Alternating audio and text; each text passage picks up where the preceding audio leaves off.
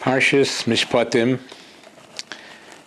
This shmuz is adapted from a shmuz of Moran Hagoin Chaim Ephraim Zaychik, Sechet Tzaddik Levrocha. But before I say the shmuz, I wanted to tell you something about current events. The current events I'm talking about is Rebbe Yoshev Shlita was in the headlines this week. He was not well, and they were storming the heavens, all Yidden, wherever they were, davening for refuah shlema for Yosef Sholem, Rabbi Yosef Sholem ben Chayamusha. Should have refuah shlema. And I remember just 3 weeks ago, Parshas Va'era, I was in Los Angeles. And one of the Rabbanim there told me a story about Elyashiv. I was a little skeptical about this story, couldn't believe it. But let me tell you the story first, and let me tell you how I finally figured out that it's true. The story was like this. The great Chazan, I don't know exactly when this was, the great Chazan Yosela Rosenblatt came to Eretz Israel and was having a concert, and everybody was tumulting about it, and everybody wanted to go, including Rabbi Yoshev. Rabbi Yoshev wanted to go to the concert, and that's a little bit what I'm skeptical about. I couldn't believe it. Anyway, the story was, this Rav told me. The story was that he started to go to the wedding, to the concert, and then he said to himself, "What am I doing? I got to go back and learn." That was the story. That was the first part of the story. So that itself is a Musar Haskel, that if it's true that he had such a desire to go hear the great Chazan, we have a Musar. You know, sometimes a person has desires to do things, and they can't control themselves to go back. But he was able to go back. But that's not the main story.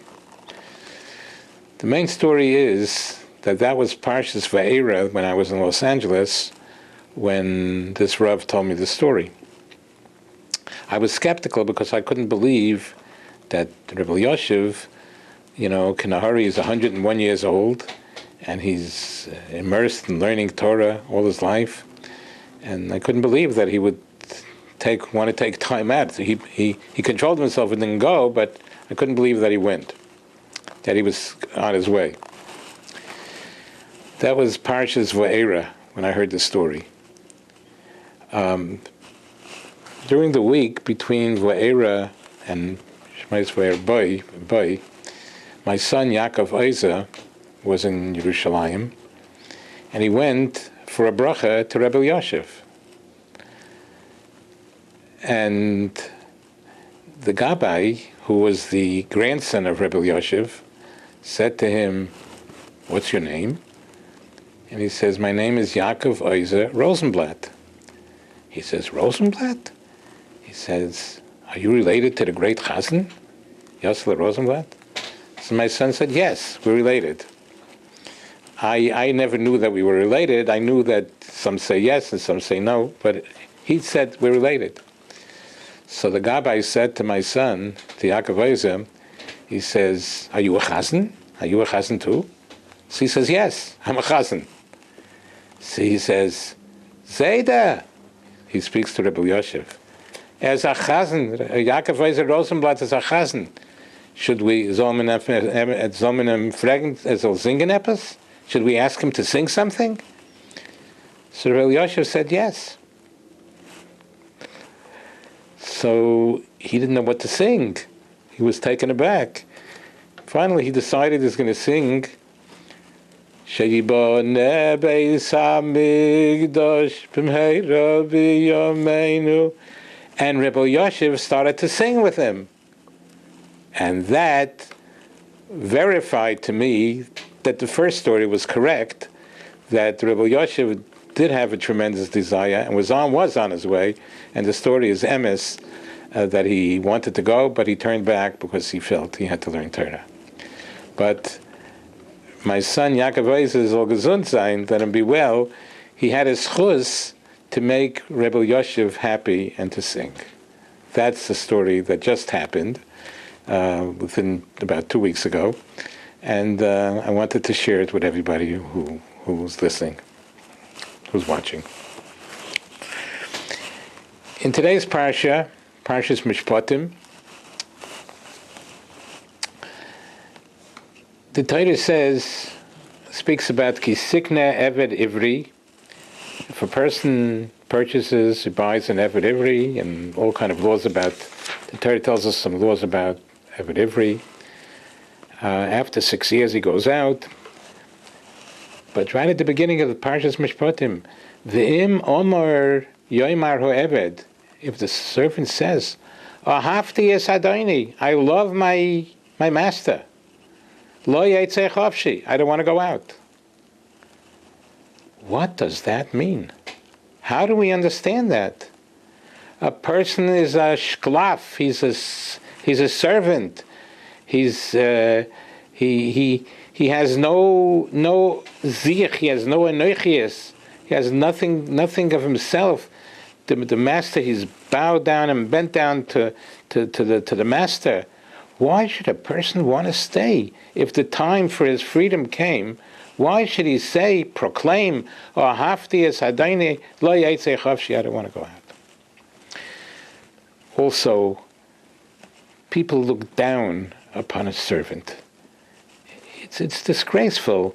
He has no zich, he has no anochias, he has no being of his own. People look down upon it. Why should a person like this want to continue? I love being here. I love being a slave. Well, what's it all about? Comes along Rav Ephraim Chaim Zaitchik, and he wants to explain it as follows. He explains it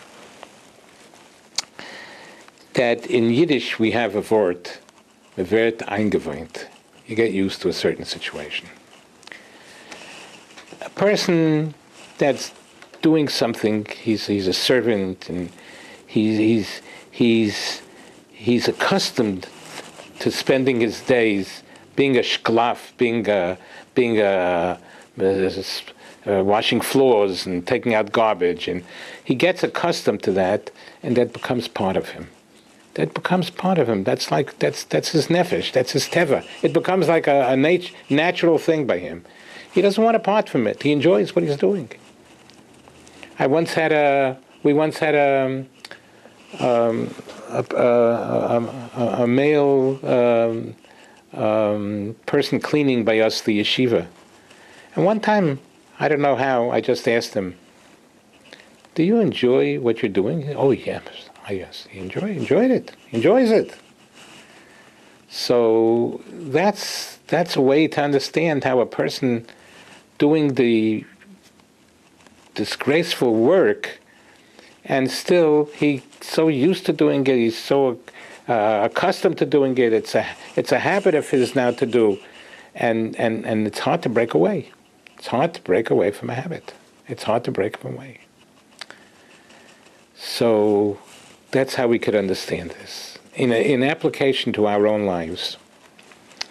Well, before we get to the application, I have two stories that I was witness to that really happened.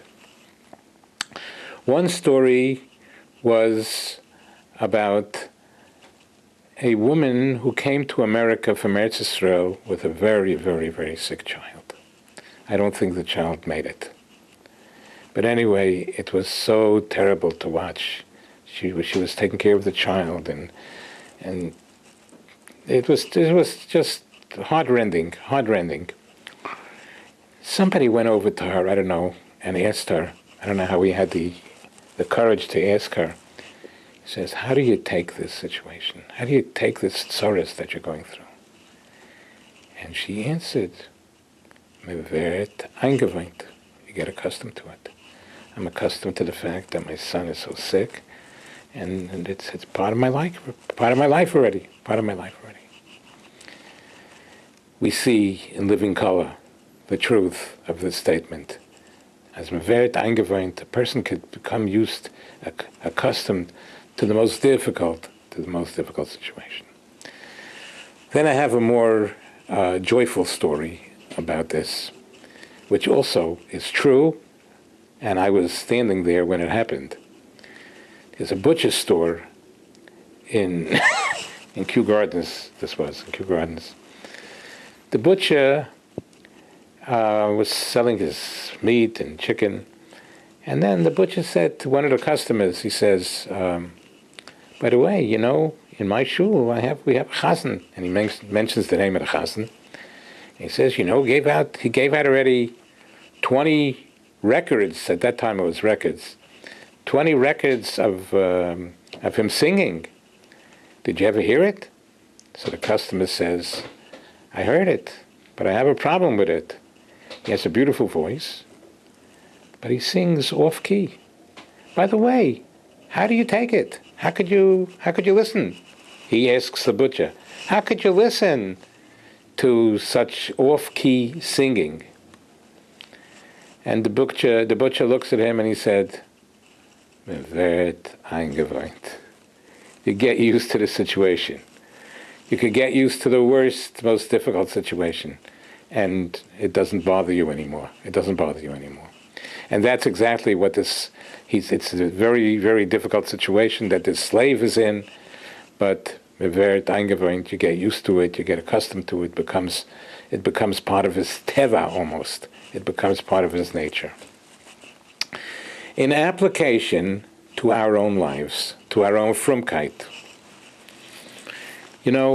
sometimes we daven yesterday, we didn't have such good kavanah. We rushed through it, and even if we had time, we didn't really know what we were talking about. What we did yesterday becomes like we get used to it. Okay, I don't have to daven today either so well. But I'm a person that doesn't daven so well.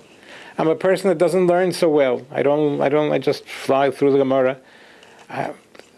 Wird eingewöhnt. We could get eingewöhnt. We could get used, accustomed, and Yiddishkeit could become a habit. My father davened, and my grandfather davened, and I davened, and I didn't do chesed yesterday. Somebody asked me a favor, and I didn't do it. Said that's me, so I don't have to do it anymore. So we should all realize that if this is true, and if it might happen in our own very lives, we must break away from this habit. We must do things not because it's a habit. We must daven with fervor, with enthusiasm, with kavanah. Even if yesterday we didn't daven that well, today we should daven better. We have to see to grow in Yiddishkeit, because a person could get accustomed to the worst situations and not really feel it. We have to feel it, and we have to break away from it. And in that chus, we'll daven better, we'll be better yidden, we'll do chesed, we'll give tzedakah the way we should, and the Eibishter should help us, and that chus will be zeicha to Aramas Keren HaTorah, will be a scaled tzedek, Amen.